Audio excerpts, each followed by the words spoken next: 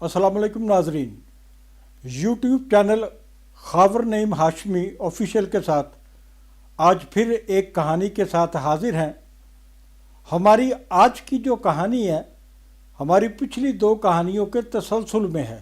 پہلی کہانی آپ نے یاسمین خان کے بارے میں سنی جسے اس کے تیسرے شوہر نے قتل کر دیا تھا۔ دوسری کہانی آپ کو فلم دلہن ایک رات کی ہیروئن نمی کے بارے میں سنائی گئی۔ بہت سارے لوگوں نے ٹیلی فون کیے ہیں کہ آپ نے یاسمین خان کو بھی فلم دلہن ایک رات کی ہیروئن لکھا ہے اور نمی کو بھی۔ یہ فلم دلہن ایک رات کی 1975 میں لاہور کے ریجنٹ سنیما میں لگی تھی، اور عام طور پر یہی بات مشہور ہے کہ اس کی جو ہیروئن تھی وہ نمی تھی، حالانکہ اس فلم کی سٹوری ہیروئن یاسمین خان تھی۔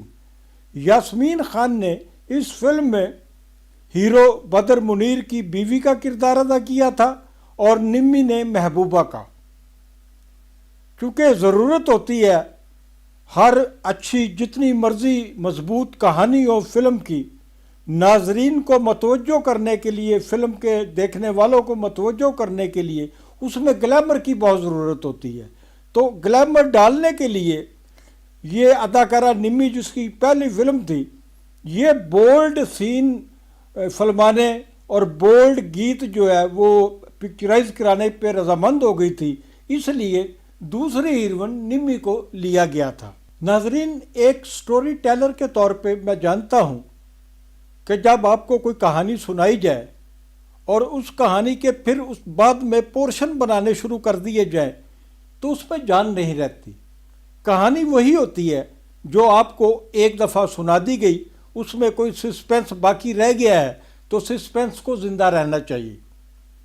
لیکن میری مجبوری یہ ہے کہ یاسمین خان کی کہانی، اس پہ مجھے پاکستان سے ہی نہیں، پاکستان سے باہر دوسرے ممالک سے بھی، کینیڈا سے بھی، لندن سے بھی، برطانیہ سے بھی اور امریکہ سے بھی، اور اس کے علاوہ کئی ملکوں سے، دبئی سے بھی دوستوں کے فون آئے۔ یاسمین خان نے سب سے پہلی جو شادی کی تھی وہ اداکار ساکی سے کی تھی، اور اداکار ساکی سے ان کی ایک بیٹی بھی ہے، اور دوسری شادی ان کی باری ملک سے ہوئی تھی، باری ملک صاحب سے بھی ان کی ایک بیٹی ہے۔ اور تیسری شادی کے بارے میں تو میں نے آپ کو بتایا کہ کیسے پشاور کا ایک لڑکا اس کو ورغلا کے لے جاتا ہے، وہ لڑکا پہلے سے شادی شدہ بھی ہوتا ہے، اور اس کے بعد وہ شراب کا رسیہ بھی ہوتا ہے، اور یہ ساری باتیں میں نے آپ کو بتائی تھی۔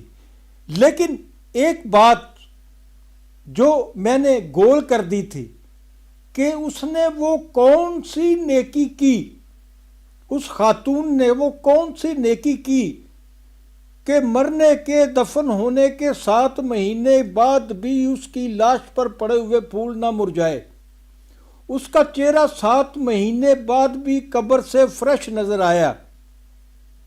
مجھے آج میرے دوست پاکستان فلم انڈسٹری کے بہت بڑے اور سب سے زیادہ فلمیں لکھنے والے لکھاری نے فرمائش کی ہے کہ مجھے وہ واقعہ سنانا چاہیے کہ وہ اس کی کون سی خوبی تھی جو آپ کے علم میں ہے اور آپ نے بتائی نہیں۔ واقعہ کچھ یوں تھا کہ ایک فلمی یونٹ فلم بندی کے لیے، شوٹنگ کے لیے مری گیا ہوا تھا۔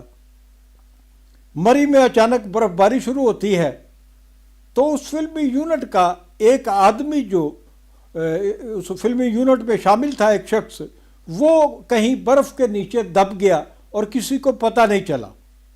کئی گھنٹوں کے بعد جب اس بندے کی تلاش شروع ہوئی تو وہ ایک جگہ سے برف کے نیچے دبا ہوا ملا۔ جب اسے برف سے نکالا گیا اس شخص کو، تو وہ برف کے ساتھ برف ہو چکا تھا۔ ایسے لگ رہا تھا جیسے وہ برف کا کوئی حصہ ہے، اور جن لوگوں نے یہ منظر دیکھا، جن کے سامنے یہ واقعہ ہوا، کوئی آدمی سوچ بھی نہیں سکتا تھا کہ برف کے ساتھ برف بنے ہوئے انسان کو دوبارہ زندگی مل سکتی ہے۔ لوگوں نے تصور کر لیا کہ یہ آدمی بھی مر چکا ہے۔ اس یونٹ میں موجود ایک سیانہ آدمی، اس نے مشورہ دیا کہ اگر کوئی بھرپور جوان عورت اپنے گرم جسم کی لمس سے اس آدمی کو نوازے تو اس آدمی کی سانسیں بحال ہو سکتی ہیں۔ تو یہ قربانی میری شنید کے مطابق یاسمین خان نے دی تھی۔ یاسمین خان اس برف بنے ہوئے انسان کو لے کر ایک کمرے میں بند ہو جاتی ہیں، وہ برہنہ ہوتی ہیں اور اس کے ساتھ ہم بستری کرتی ہیں۔ وہ ساری رات اس لاش، مبینہ لاش جس کو ہم لاش ہی کہیں گے، اس لاش کو اپنے برہنہ اور بھرپور جسم کی گرمائش سے نوازتی رہیں۔